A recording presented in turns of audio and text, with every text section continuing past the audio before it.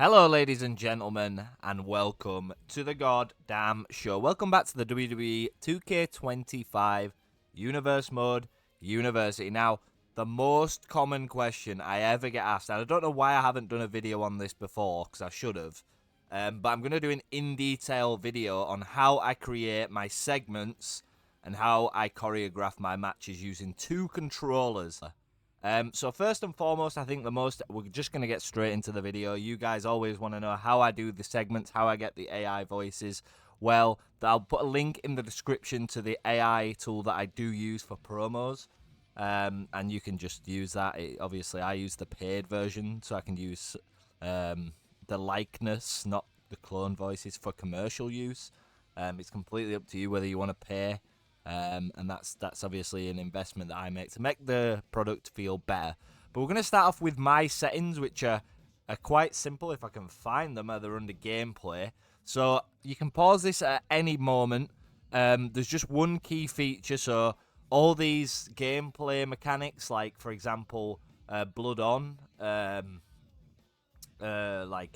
turning ring escape off, allowing instant recovery off, they're just preference.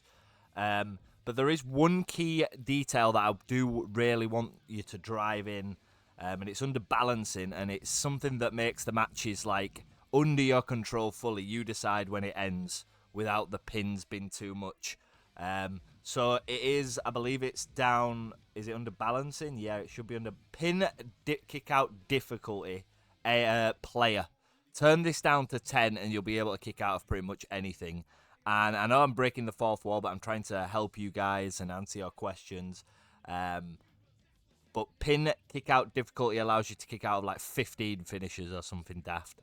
But obviously I don't do that. And I always use the tapped version where you spam press a button to.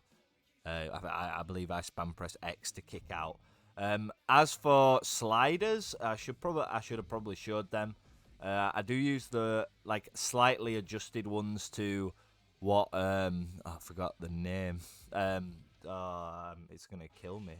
But I have made these all myself, so these are in case I ever want to do a player versus AI. I'm pretty good at the game, so if the sliders aren't like stupidly against me, then I can quite easily control a match, and I often find myself waiting for the AI to do stuff. But you can pause this at any moment just to see what I have, and that's it really. So we're going to get into how we set up a segment and the matches as well. So under creations, I have created a couple of match types. So custom matches, if we go to edit, I'll show you exactly what I have. So I have a speed match, which obviously I run speed on my universe mode. Segment is the mode that I use to record segments. So this is an extreme rules. I'll go through exactly what I set up. You can vary and change it however you want. So I do a one-on-one. None of this changes. Elimination off. I turn on entrance running. Post-match running I turn off. Falls count anywhere. Don't really need that for a segment. I put 3 finishers on each person in case I want to do a segment where somebody hits someone with the finisher. And then the weapons I choose are pretty I mean, I don't really think you need ladder, because in what situation would you need a ladder? I might change that with something. Maybe like a microphone. That could work in some situations. So I have a weapon wheel, and then obviously these are the rules. So I turn off count out and everything like that. And I don't put a time limit on and anything like that. And I've just named it segment so that when I go into universe mode and I make a segment, that's exactly how I do it. So we're going to do it in play. Obviously, it's still applicable to universe mode. And what we're going to do is I'm going to get my 2 controllers if they work. We'll pick a nice arena. Where's a good arena? Let's go class. No, I don't like that one. Let's go to this row. We're going to do like a ruthless aggression. Let me just grab my second controller. It's on the floor. So as you can see, I've got 2 controllers here. I highly recommend investing in 2 controllers so that it just improves the quality so much. So we're going to do a segment between The Rock and, of course, let's pick Stone Cold for this section, this segment. Now, I will pre-warn you, one of my controls is a bit dodgy. So it might be the case that like it starts punching randomly. And the segment I'm going to create is I'm going to create like a promo segment. I'm going to show you how I record it, but then I'm going to get Austin to stunner the Rock out of nowhere. So we can. Oh, we're in Madrid. So we're going to skip the entrances. Right, okay. So we've got 2 people in the ring now. The referee can be a problem. So what I usually do is, I mean, of course you can use the green screen. I don't know why I'm attacking Stone Cold. I just throw him out the ring. Screw it. So for a segment, I will get them face to face. Well, you need to get them at like a distance where it's like they're not doing that pose. So you need to find the distance. The referee might get back involved. But here we go. So we've... Oh, damn. No, we don't want that. Why do they always do that? They need to remove that. What the hell's Stone Cold doing? Jake Paul boxing? So the referee's probably going to get back in the ring. How far away do they have to be? So for a promo segment, what I'd usually do is I'd leave it for around 30 seconds, and this is just a promo. I am going to do a video next week. I already have the university on how to write promos, but I don't want to do that in this video because I don't think it's important. So then with your first controller, go to the highlight reel. And what I tend to do is, first things first, I try and capture at least 15 seconds of footage. So I obviously haven't got it here, but like we're going to do some handy camera work using the highlight reel. And in my OBS software, we're going to start off with The Rock talking to Stone Cold. And like, I think a good way to do this could be something like this. And then you obviously get your timeline ready to play. And then you can just do it like this. And I just leave it like that. I record it on OBS, and I go from there. Then if I want to get Stone Cold's perspective, all I do is I focus on Stone Cold Steve Austin. I maybe want like a different angle. So, of course, we bring it back to the starting point of where we want it in the highlight reel, which for the sake of the video, I'm just going to put here. Then you simply play it, and Stone Cold can respond. So Stone Cold will be talking to The Rock. The Rocks, they've had a bit of a back and forth. Now we want to make it so that Stone Cold randomly stunners The Rock. So The Rock could be... What the hell? I need to figure out who's who. So in a segment, I think what's important is the element of obviously surprise, which is really hard to do. So what I usually do is I get the second person to target the referee. So they're never looking at the other person, and that's why I think referees can be quite good. So you can imagine Rock's turned his back on Stone Cold. Stone Cold can then bang, stunner out of nowhere. Now you might be saying that looks crap, but let me show you it in the highlight reel. So there's a multitude of ways to do this, but of course, imagine if you have your first promo segment. So you've got them talking. You can do a segment where The Rock literally turns and looks at the referee, but you don't see the referee in any of this. So The Rock turns to acknowledge the WWE Universe, and then simply you can quite easily get a stunner in there. And that is exactly how I choreograph segments, is using the highlight reel. And another good tip is if you want a ring out promo, so get the referee out of here. It takes 2 seconds to do that. Put the referee down time on 100. Then let's just put The Rock down. If you want in a ring out promo, what I heavily suggest doing is just walking out the ring and then dropping off the canvas and just walking up like so. I mean, I think I'm a bit right at the ramp. So what we're going to do here is we are going to go to the segment where Stone Cold is looking over The Rock, which is here. We don't target The Rock, we target Stone Cold. So imagine Stone Cold's just stunned The Rock. And then we're going to go, so we're at the right point. So you press down on the D-pad to remove everything. And then you just click X to play. And then Stone Cold will leave. And of course you can use the free cam to do this like differently. But I do think this is an easy way to do it. And then you can just cut it there. And it can go to like a transition, or you can cut to the back. As for backstage segments, I mean, I can quickly cover them. I think contract signings, triple threat. How do I describe it? Like 3-man promos. I do have a way to do that, so. Excuse me, I'm drinking as well. I'm having a cup of tea. So if you go to special guest referee, which should be here somewhere, normal one-on-one, we'll do it on NXT Heatwave. So we're going to put player 1 as the first competitor, player 2 as the second. And for this one, it doesn't really matter who we use. I'll just use anyone, not Rob Van Dam versus Wendy Chu. Let's do Rob Van Dam, Damian Priest, and have Seth Rollins 14 as the other guy.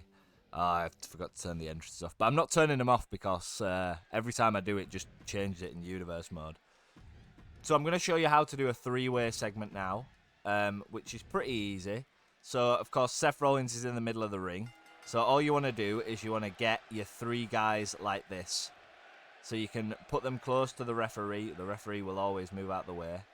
But say here, as soon as they stop doing this stupid animation, if I move Damien back a bit, there you go. So you've got a 3-way with the special guest referee here. And of course, Seth Rollins will move. You just leave it for a few seconds. This is good for like a contract signing.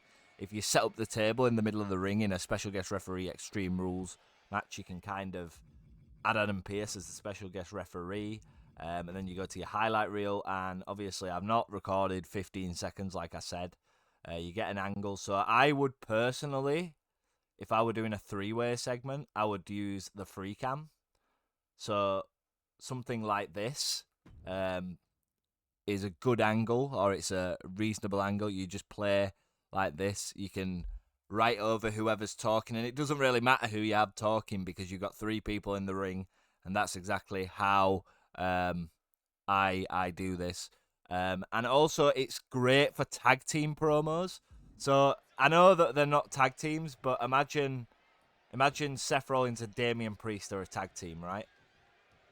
Well, Seth is scared of Priest. So we target Rob Van Dam. If you put Seth and Damian somewhere away from Rob Van Dam, he just weirdly won't leave me alone. So here we go. Oh, Rob Van Dam's in the background. Seth, will you stop running away? I have done it before. So put him on the top rope. That's what I usually do. And then you can just have these 2 here, stood here like this. It takes a bit of time to get. I get that. But if you then go to the highlight reel, Rob Van Dam doesn't need to be in the equation. If you want to do a tag team promo, you want to get a good angle. Don't focus on anyone because it'll focus on everyone, and then you can just simply go from here. And you've got a tag team promo. How difficult is that, 2K? But as for segments, that's the kind of thing I do. I do the same thing for an attack. So if I'm doing an attack backstage, I can quickly show you that. That's not a problem. If I do an attack backstage, what I usually do is a very similar thing, but I use the brawl, 1-on-1. I'll pick like the parking locks. I think that's the most appropriate. 2 controllers yet again. I'm going to do the Rock and Dude Love. Just go into it straight away. So what I tend to do, I know it's a bit weird, is I beat the person up first. Or what you can do is, so you can beat the person up first. And then what you can do is, I'll just hit them with a clothesline, have them groggy like this. And then you can just hit them in the back like that. And then key thing here is just making it feel realistic. So pacing, what do you want to achieve? What kind of moves do you want to do? So if we go to the highlight reel now, I'm going to show you how that looks in real time. And just to show you that it's not actually, it doesn't look like, what do you call it? So I would personally get like a weird angle like this. And then you can see that Dude Love's running in, and there you go. Attacked in the car park. You can split your clip up into segments, so you can zoom out now, and you can do that. And then in your editing software, you can go ahead and cut it up. So that is essentially how I make segments. I feel like you guys are creative enough to interpret that and do it for your own personal universe mode segments. Now, we're talking about choreographing matches. Now, I don't use the custom match I set up. I should do, and I would recommend it. So I'm going to use it for this specific example. And what we're going to do is, we're not going to choreograph a whole match because that would be ridiculous. What we're going to do is we're going to choreograph like a little. I'm just going to show you the segments. Oh, can we get someone good? Michelle McCool's okay. Zoe. Asuka demastered. Let's use that. Let's have a bit of fun. So we've got our segment match, which can be quite universally used for anything. Now I always split my choreograph matches up into three different sections. So the start, the opener, or the opening segment, which I call momentum, which is where you kind of see a dominant presence. It's usually the heel, so in this case it would probably be Asuka. So what I would start off doing is I have two controllers on my lap right now. So I have Rhea on one and Asuka on the other. So how I usually start is with both hands on the analog stick, I bring them to the center of the ring. From here, you can go into a grapple or a punch or whatever. And when you put them into a grapple like this, you don't know who's going to win, do you, really? So you can start off with Asuka dominating. She's the face, imagine Rhea's the heel. A bit of back and forth. So always have your hand on both controllers. I have them flat on both controllers. And what I tend to do, and what I feel is like a foolproof tactic, is to always have your hand on triangle, like one of your fingers above triangle. I don't hold it like a traditional controller. I hold my hand flat on top. And as you can see here, this is me playing both of these people. And I have my hand flat on both controllers. They're on my knee. If I could show you, I might take a picture and put it in the Discord, how I do it. But for reversals or anything, you just have to always have your hand on triangle for whichever wrestler you're not using. But here we go, I'm getting Asuka. So the first part of the match is momentum. So imagine I've done a bit of back and forth. Asuka's finally come out on top. I get a couple of taunts in there. You can even use the highlight reel if you want to get like bigger moments. So strikes are always a good way to reverse momentum. And I am just playing this match and I'm just going to let it go. Obviously, I know that in the back of my head I've got 3 finishers. So if I want to choreograph a finisher in at any point, I can quite easily do that. And then we go into... So we've had a bit of open. This is just going to be a really quick match, folks. And usually in the open, what you want to be aiming for is around... I'm just going to hit with a finisher, just to show you. What you want to be aiming for is like 2 to 3 pinfall, 1 to 2 quick pinfalls. With the sliders I give you, you can easily control. I could have kicked out 1, I could have kicked out 2.5. So I just controlled that to kick out 2.5 to build the momentum. Now I'm going to shift the momentum to Asuka, and maybe she might get a couple of moves in. Maybe she does a pinfall as well. So she's hit Rhea with a nice German. Can she hit Rhea with a pinfall? Obviously, Rhea's a bit more of a monster, so you can kick out 1 and surprise Asuka. It just builds that emotion. So the first section I always call momentum building. It's kind of a 50-50, how do I describe it? Fight, where you need to showcase both people fighting and battling out for momentum. Then I do the second part, which is called the hook, which is where someone begins to dominate the match. Now, you have to be careful to not repeat the same patterns, otherwise results become predictable. So I'm going to tell you, in this match, I've already decided Rhea Ripley's going to win. So what would be a great idea, and what spots can I achieve for a heel Rhea to like, I don't know, win, maybe not clean. Let's just say that. So, of course, Asuka, in this scenario, you can have Asuka dominate and Rhea just win out of nowhere with a roll-up pin or something. In this scenario, I would have Rhea dominate and Asuka look like she's going to come back. And it's called like a... I don't know what it's called in real life, but it's like a 3-step process. So the heel dominates, the face has a comeback, and then the heel does a big, massive, like, heelish thing to win the match. And this is for weekly shows. For PLE shows, you can be, like, more diverse. So in the middle, which is what I call the dominance period... so you get a superstar that builds up quite a lot of momentum and is looking like they're going to win. I try and think of 1 to 2 spots. So obviously Rhea is dominating. She's going to go for a big move on Asuka. Just imagine Rhea's dominating. Now, one thing you can do here is get a reversal out of nowhere. And for the shock factor, you can get Asuka to hit a finisher or a signature out of nowhere. And it shifts the momentum, and that's how I do it. It's always about momentum shifting.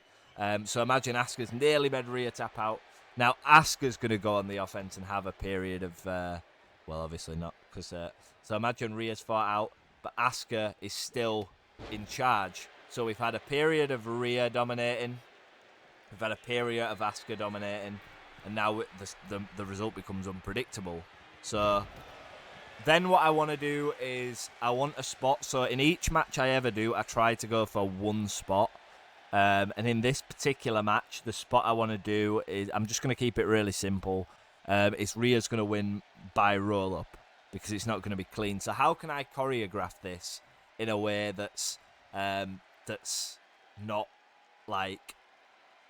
not predictable? So we're good. So we've had the momentum back and forth. You can have spots in there. For example, I want Rhea to hit a big top rope move. So that's just an example. I want Rhea. So let me do a more complicated spot. So when I'm using, just ignore Asuka for now. When I am choreographing like Extreme Rules match, tables matches and stuff, what I tend to do is I tend to set things up in the background a bit like they do in real life. So imagine Asuka's down. I've gone and got a table with Rhea, and I'm going to position that for a spot that I'm going to do later on. And I'll tell you what it is. The spot is Rhea's going to jump off that top rope where Asuka is, and through the table with Asuka. So imagine Asuka was down all this time. Rhea gets back in the ring, and because she's got a table, Asuka can get some momentum. And obviously the table's just out there in the background, but you know in your head exactly what that table's going to be used for, right?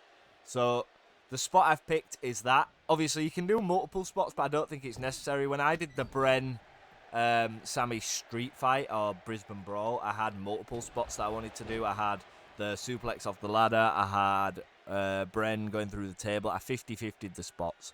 So usually, a good rule of thumb is to 50-50 the spots. So if you're going to have one spot for Rhea, have one spot for Asuka. And Asuka's spot in this example is a roll-up pin. So that's how she's going to win. So you want to figure out a way to get to the spot, don't you? So obviously wrong person. Asuka's dominating. So you can imagine she throws Rhea to the outside, and Asuka looks like she's dominating. You can give Asuka a bit of momentum by getting her to take a high-risk move, for example, and then missing it. That can give Rhea time, and Rhea can do whatever. I'm just going to set her up for the spot. Now, imagine they've been brawling out of the ring for a little while, but nobody's gone near the table. What you could do is you could tease Rhea going to the table and always use a strike. Oh, well, fuck that. I've fucked this badly. Oh, I could have reversed it again. This is the worst video example. I meant to go for a strike, but I went for a grapple for some reason. Let's try set that spot up again.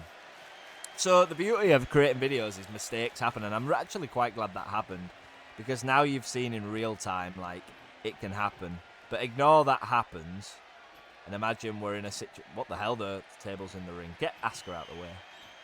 So what we're going to do is we're going to try get them to... I don't know if Rhea will reach that. It could be a fail. So what we're going to do is we're going to get them to brawl around the table. Rhea's dominating, and then Asuka can come back. And you can kind of have this era of unpredictability. Oh, into the steps. Of, like, oh, who's going to go through the table? Then once you've done that, you can get Rhea to fight back. And she can go... She can do a big move, like maybe throw Asuka into... Oh, I failed. Maybe throw Asuka into the steps or into the barricade. Do a few moves like this. And then Asuka can build a bit of momentum back. She can get a big spot by throwing Rhea into the barricade or over the barricade like that. You can have them brawl in there a bit. And then obviously Asuka's dominating, get Rhea to come back. And then what you can do is you can kind of tease that you're going to do that. So bounce her off the apron. She's busted open now. And now I'm going to do the spot.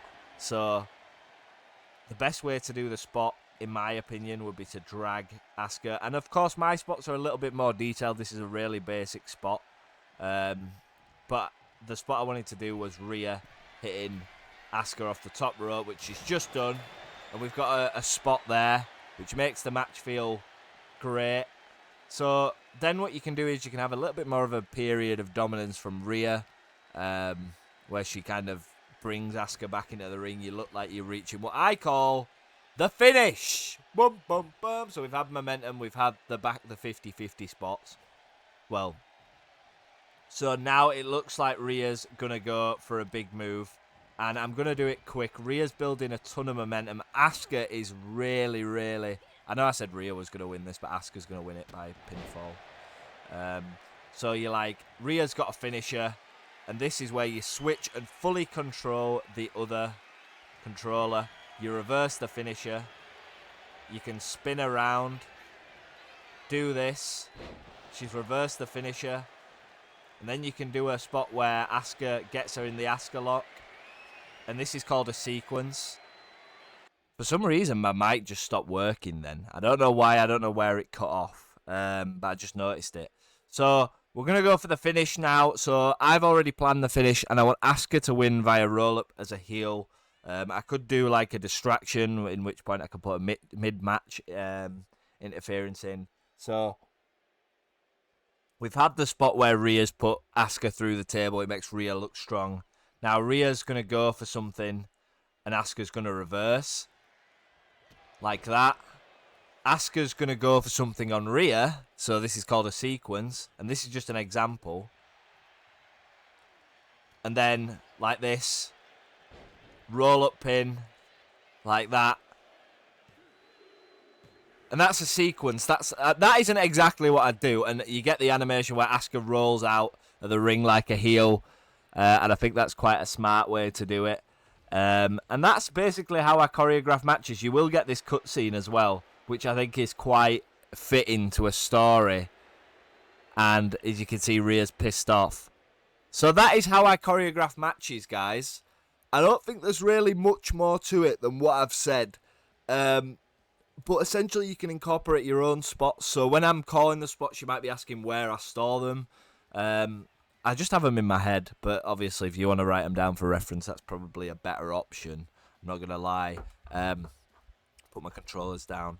But that is essentially how I choreograph segments and how I choreograph matches. Now, you can figure out and get creative your own ways of doing it. I'm giving you the base foundation. And in the next couple of episodes of WWE 2K25 University, we're going to look at things that are really important. So we're going to look at...